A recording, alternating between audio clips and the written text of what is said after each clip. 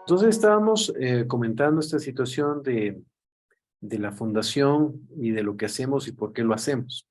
Entonces, manifestaba la parte de que el apoyo también involucra un concepto absolutamente convencido de que hay que trabajar no solo por la persona, sino por las familias, por su entorno de quien mueve el piso a cada individuo, y el ejercicio de esos derechos, que no solo hay que conocerlos, sino que hay que tener las condiciones reales para ejercer los derechos. Como muchos de ustedes se habrán llamado la atención, ha sido tan difícil poder abrir una cuenta, por ejemplo, y acá resultó que la fundación nos puso las cosas facilitas.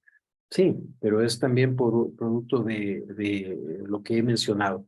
Es un tema de convicción, es un tema de experiencia, es un tema también de empatía con el tipo de personas con las que estamos tratando. Es decir, ser migrante no es fácil. Y en función de ello, nuestro programa eh, tiene un proceso institucional que va desde lo que es el programa de fortalecimiento y acompañamiento de emprendimientos de la movilidad humana, que tiene su proceso anual de capital semilla, y mencionaba estos dos socios estratégicos, que no solo que los vamos a ir escuchando, sino que ya los vamos a ir conociendo mucho más de cerca, que es el de Yaperita y es el de Afinco. Entonces, pero aparte de eso, ¿qué más podemos tener en la fundación?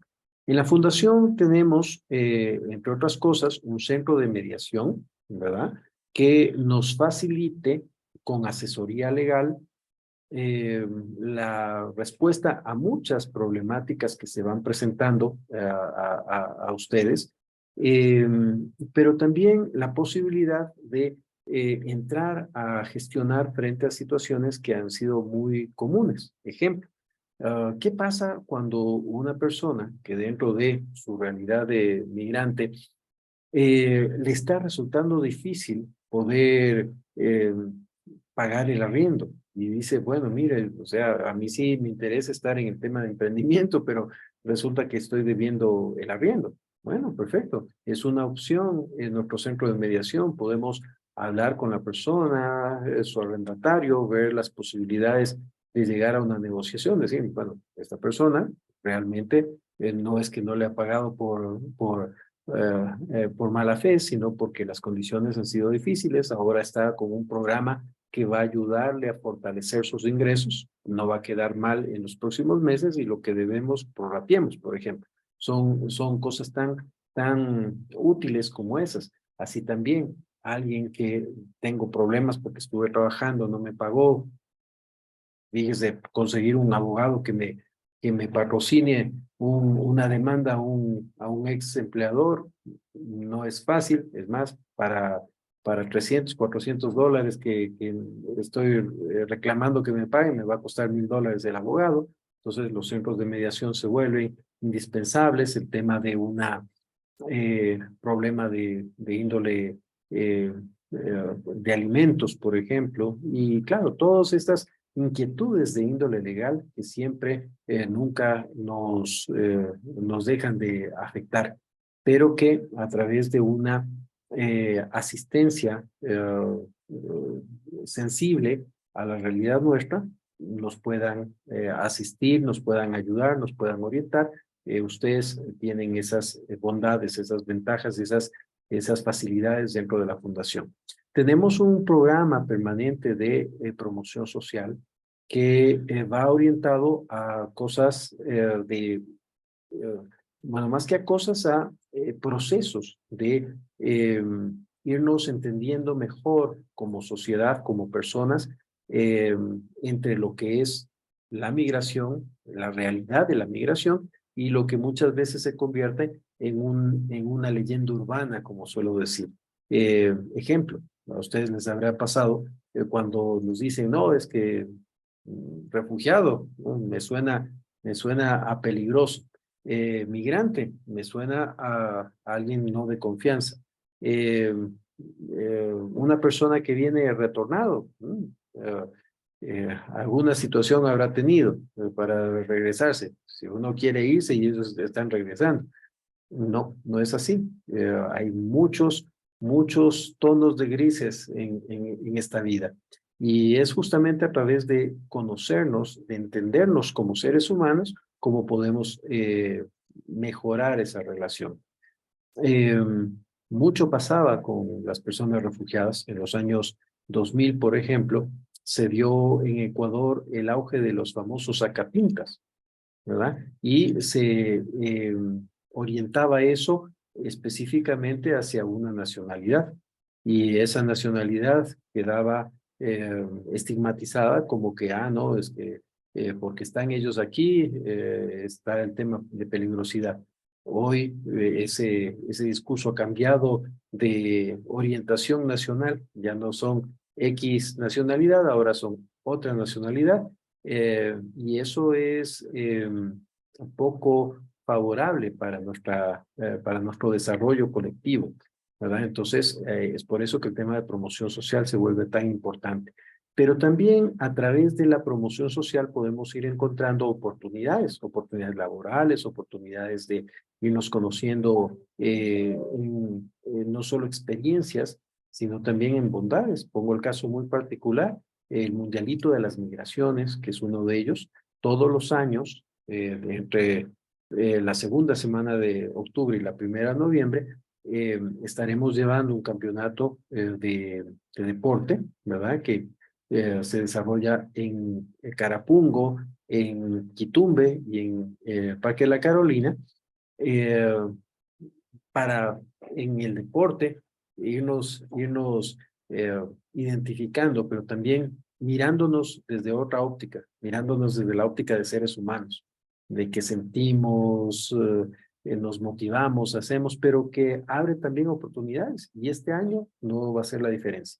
El año pasado trabajamos bajo esa lógica con 64 equipos participantes. Son 1,400 eh, actores que estuvieron vinculados, involucrados en esta actividad. Este año va a ser también, y esperamos que sea mucho más gente la que participe, pero por ejemplo, ahí también se abren oportunidades. Significa que son 1,400 o más camisetas que tenemos que preparar. Entonces, todos nuestros emprendedores del ámbito textil van a ser activados para esa demanda. En lugar de que sean 5 o 7 mil dólares en camisetas compradas, seremos 5 o 7 mil dólares invertidos con nuestros propios emprendedores.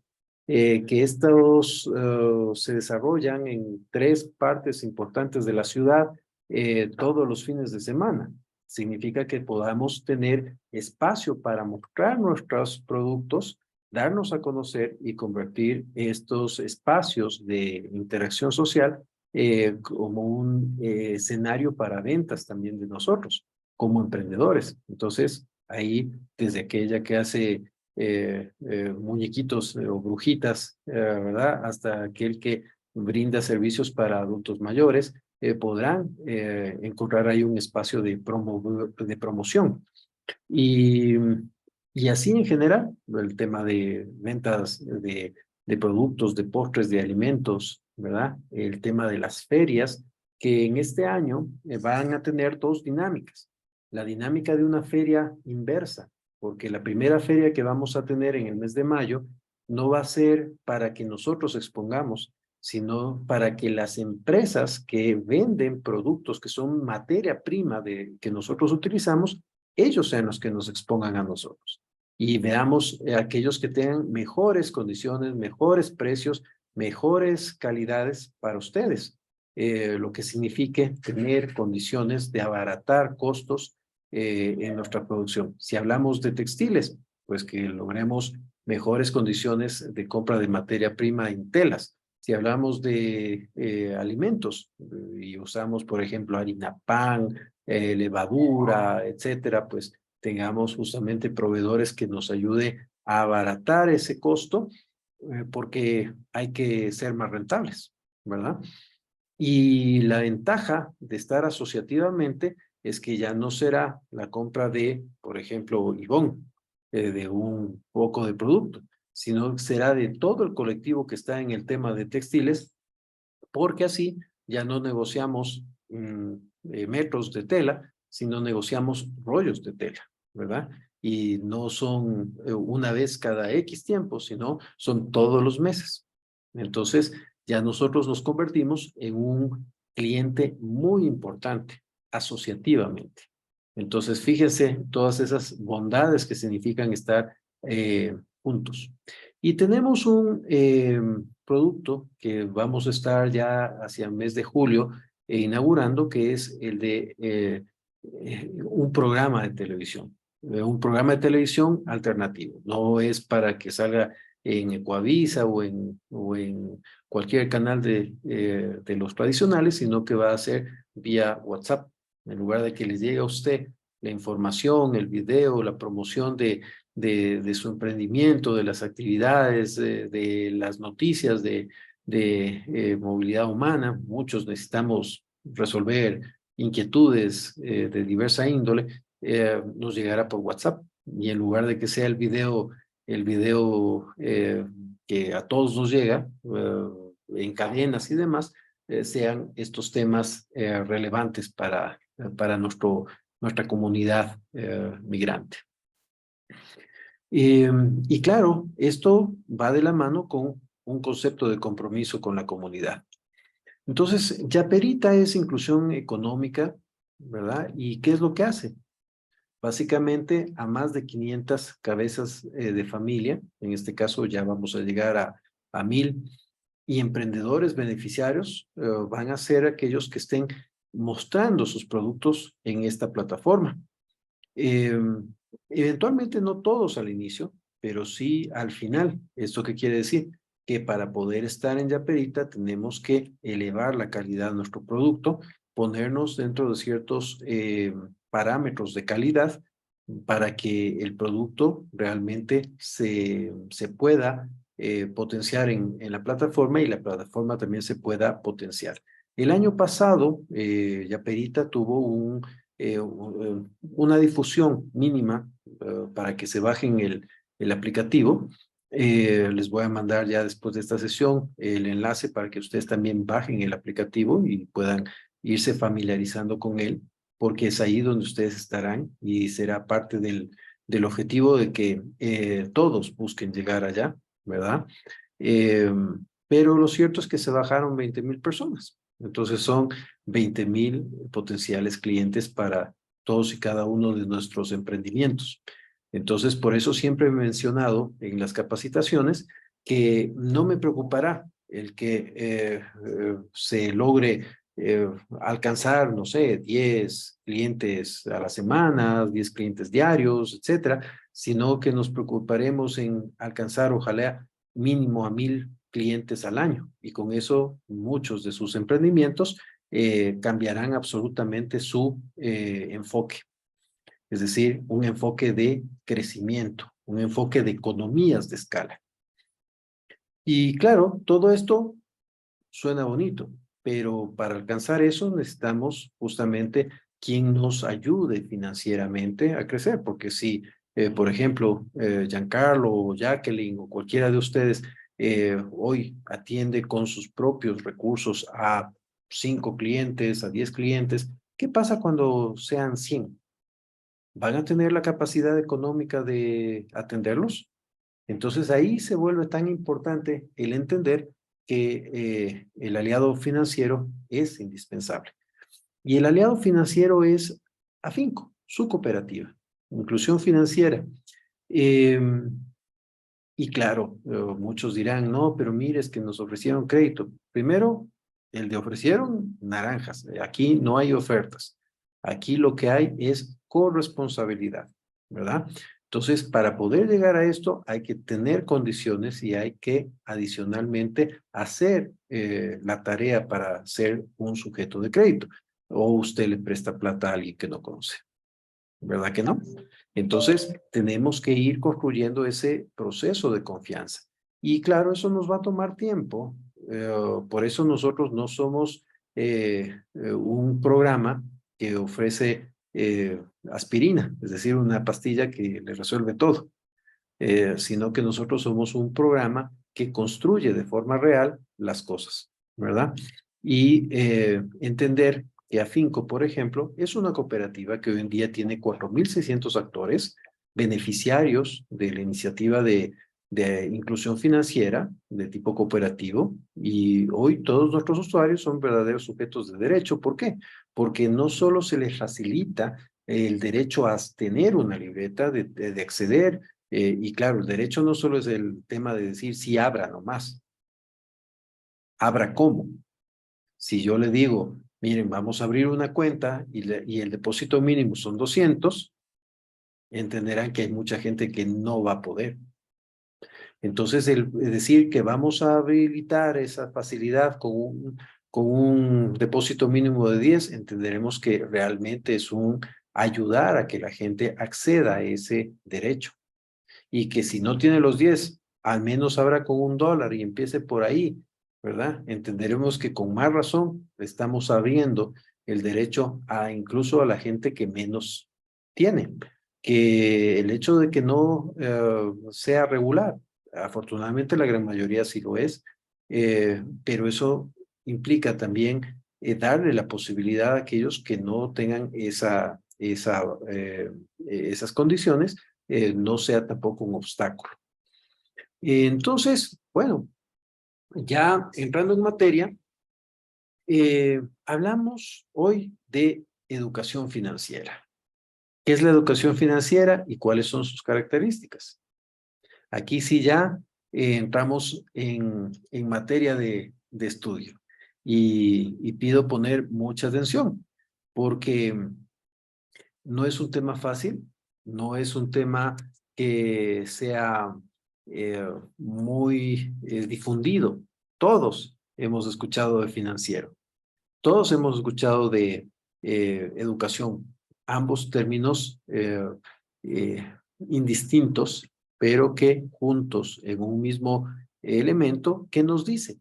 La educación financiera es la capacidad de comprender y aplicar eficazmente diversas habilidades financieras, desde el tema de la gestión personal, la elaboración de presupuestos, el de inversión. ¿Por qué? Porque evidentemente no solo es ahorro, es administración de esos recursos y es también en qué y cómo los voy a invertir. La educación financiera ayuda a las personas a ser autosuficientes para que puedan lograr estabilidad. Y eso es algo súper importante, porque no es una obligación que todo el mundo esté financieramente solvente, pero sí es una obligación trabajar para que lleguemos a tener esa solvencia financiera, todos y cada uno. Y por lo tanto se enfoca en gran medida en el correcto manejo de las finanzas personales. Fíjense ustedes, cuando estábamos haciendo el modelo de punto de equilibrio, para muchos nos resultaba novedoso el hecho de que dentro de mis costos se incorpore un rubro que en este caso se denomina mi sueldo. Y uno decía, oiga, pero me va a salir caro mi producción si le aumento $450 de sueldo. Pero, ¿por qué es ese concepto? Porque el momento que entendemos que nuestro tiempo, nuestro esfuerzo, nuestras capacidades están involucradas en mi proceso productivo, entonces ese es un costo que sí o sí tiene que ser cubierto.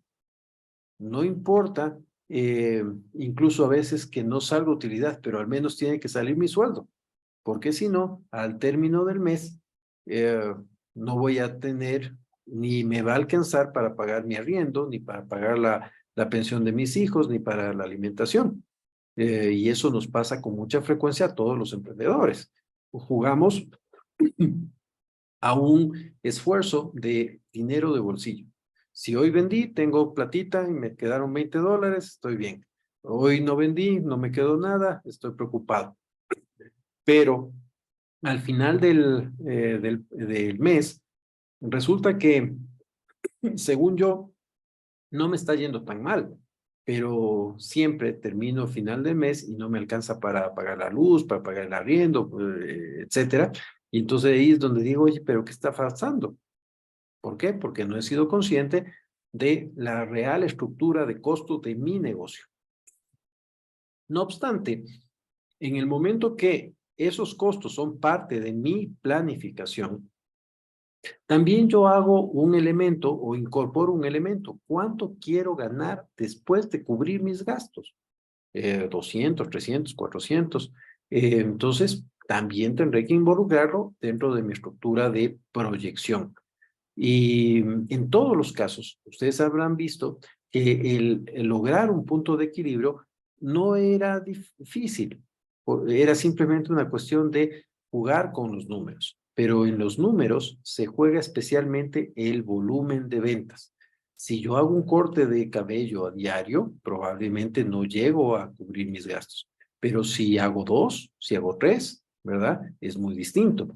Entonces, cuando, por ejemplo, una actividad de belleza, de estética capilar, veíamos que con mis gastos en el tema de corte de cabello, no estoy haciendo una, dos, tres atenciones a la semana, evidentemente entendemos por qué no le sale rentable. Pero si nos enfocamos a tener dos, tres diarios, resultaba que el ejercicio nos daba una rentabilidad bastante interesante. Y esa rentabilidad es real, es factible alcanzar. Un negocio donde uno diga, bueno, yo puedo atender 3 clientes diarios, no suena mucho, pero hay que hacer el trabajo para tener la capacidad real de tener esos 3 clientes diarios. No porque usted no los pueda atender, sino porque tiene que tener esos 3 clientes diarios. Entonces, ahí entendemos el por qué cuando yo les digo, somos 890 personas y al menos puedo garantizar que si entre nosotros hacemos bien las cosas, tendríamos un cliente diario durante todos los días de los 365 días al año para 60 emprendimientos de estética capilar. Entonces uno dice, oye, ya empiezo con uno, más los que ya tenía, más los que voy a tener. ¿Es factible llegar a 3 diarios? Por supuesto. Si hablamos, por ejemplo, de que estoy haciendo un diseño, 2 diseños al mes, eh, y es rentable, perfecto. Lo que tengo que asegurar es que efectivamente esos 2 diseños o 3 diseños al mes se den. Y qué mejor si lo puedo hacer semanalmente, ¿verdad? Entonces, si hablo de pasteles, es rentable, un tema de repostería, por supuesto, pero si hago 2 pasteles a la semana, no me sale. Si logro asegurar que cada uno de ustedes que hacen repostería vendan al menos 10 pasteles semanales, ya cambia la cosa. Entonces, las ideas claves en el ámbito de la educación financiera es que la educación financiera es la capacidad de comprender y aplicar correctamente las habilidades de gestión financiera. ¿Y qué es la gestión financiera si no es la administración? Es decir, ¿cómo hago para lograr hacer los recursos? ¿Cómo hago para administrar esos recursos? ¿Cómo hago para construir parte que esos recursos construyan mis ahorros?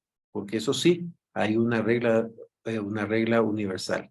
No hay inversión si no hay ahorro, ¿verdad? Y es más o menos como cuando uno dice, voy a ahorrar para cuando sea viejo. Al principio, eventualmente uno dice, no, pues estoy joven, no los necesito, no los siento, pero ¿y cuando llega a 60 años y diga, churos, no ahorré nada, y ahora que ya no soy capaz de hacer mi ejercicio, mi trabajo físicamente, y ahora quién me va a mantener? Y ese quién me va a mantener es lo que vamos a evitar que cada uno de nosotros lleguemos a ese extremo. Tenemos que trabajar por lograr que cada uno de ustedes se mantenga. Y la otra cosa es que nuestra actividad sea rentable pero próspera. ¿Eso qué quiere decir? Que cada uno de ustedes, como emprendimiento, no se quede como un pequeño negocio. Su experiencia, sus años de trabajo tienen que dar resultado, tienen que dar, es como ir sembrando, cada día que usted trabaja, siembra experiencia, pero algún rato tiene que cosechar. ¿Y dónde está la cosecha? En el hecho de que su experiencia después de 10, 5, 20 años sirva más bien para orientar a otras personas que hagan lo que usted actualmente está haciendo, ¿verdad? Y usted será la cabeza de ese grupo, por supuesto. O sea, ese es el éxito. Nadie espera que, por ejemplo, el señor Yves Saint Laurent o el señor o la señora eh, de la renta estén bordando, ¿verdad? Sino que ellos ya hicieron esa parte, ellos ya diseñaron, ahora lo que están haciendo es administrando un negocio próspero, con un montón de otras personas que ahora son los que bordan, son los que cosen, etcétera, ¿verdad? Una persona que está en una actividad, por ejemplo, de repostería, imagínese si termina Chochito de 80 años todavía haciendo el pastel. No, esa persona lo que tiene que estar es supervisando a que las otras hagan su receta como tiene que ser. El pastel, la marca, usted es el activo, ¿verdad? Entonces, eso es lo que tenemos que ir trabajando con ustedes.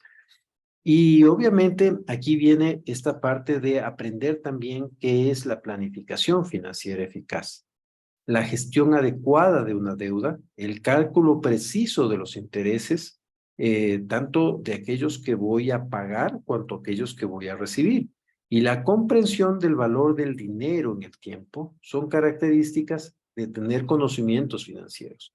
No es alta matemática, no es información esotérica ni hay que seguir 5 años de carrera para aprender esto, sino que son herramientas útiles y fáciles. Hay reglas de juego que son indispensables. Por ejemplo, habrán escuchado ustedes en la historia de los abuelitos, hay que ahorrar un poquito. Sí, ese poquito hay que aprender como estrategia permanente. ¿Y cuánto es ese poquito? ¿Será el 10%? ¿Será el 20%? Si hago 200, guardo 20, ¿verdad? O sea, esas cosas son las que vamos a ir viendo. ¿Por qué? Porque eso tiene que ir de la mano con cuáles son mis metas, qué es lo que quiero llegar a tener. Y aspiramos a que ninguno de ustedes llegue a ser viejito de 80 años y no tenga quien le mantenga, sino que usted más bien sea quien se mantenga.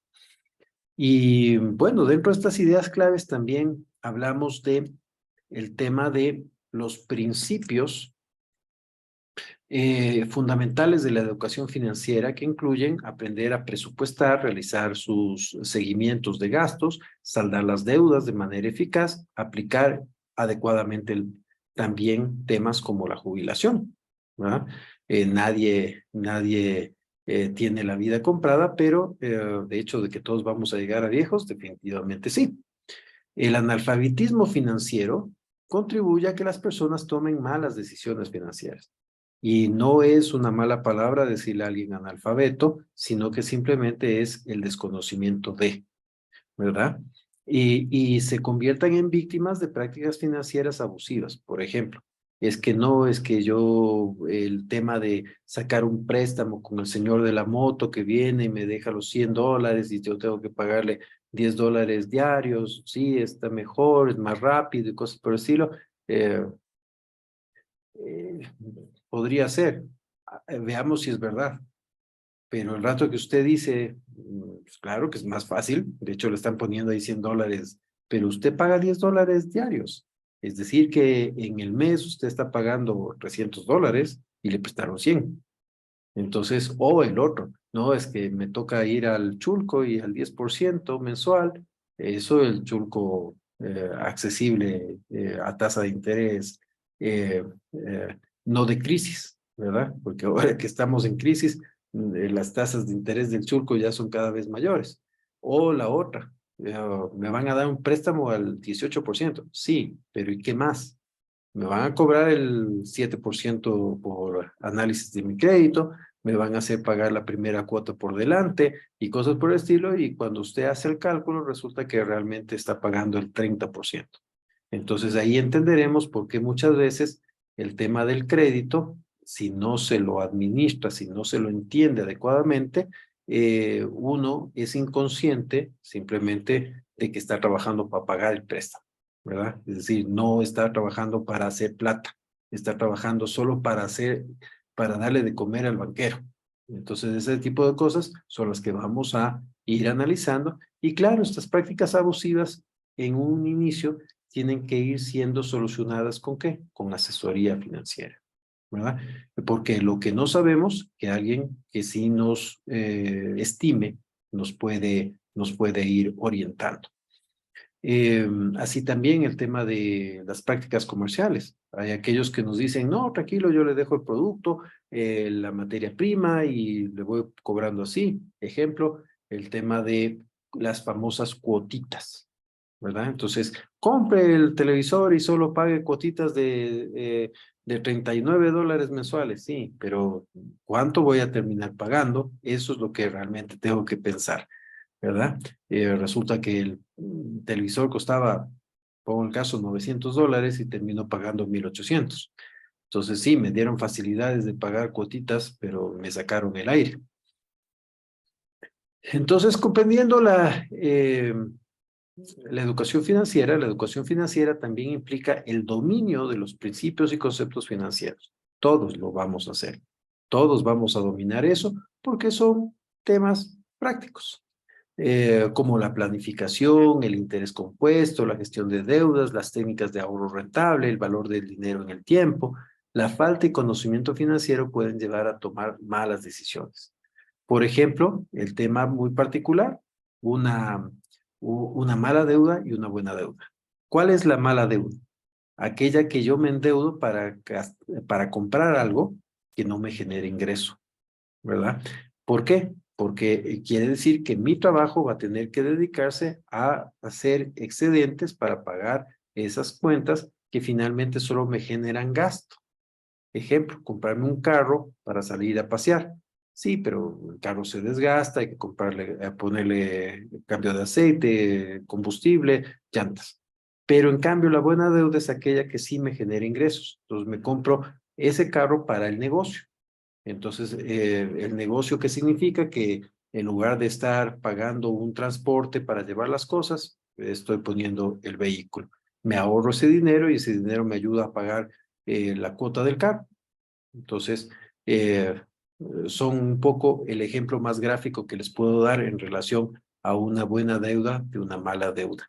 Por ejemplo, lo que les decía yo, la buena deuda y la buena práctica de deuda, de buen amigo para endeudarse será la cooperativa Finco, porque no le vamos a dar préstamo para que pague el arriendo, sino ayudar a que genere ingresos para que de esos ingresos te pueda pagar todos los meses la arriendo.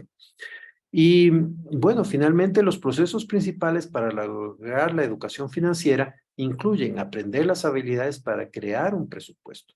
Todos y cada uno de nosotros, desde ahora en adelante, como emprendedores de este programa, no podemos trabajar sin previamente hacer un presupuesto de todo lo que vamos a hacer.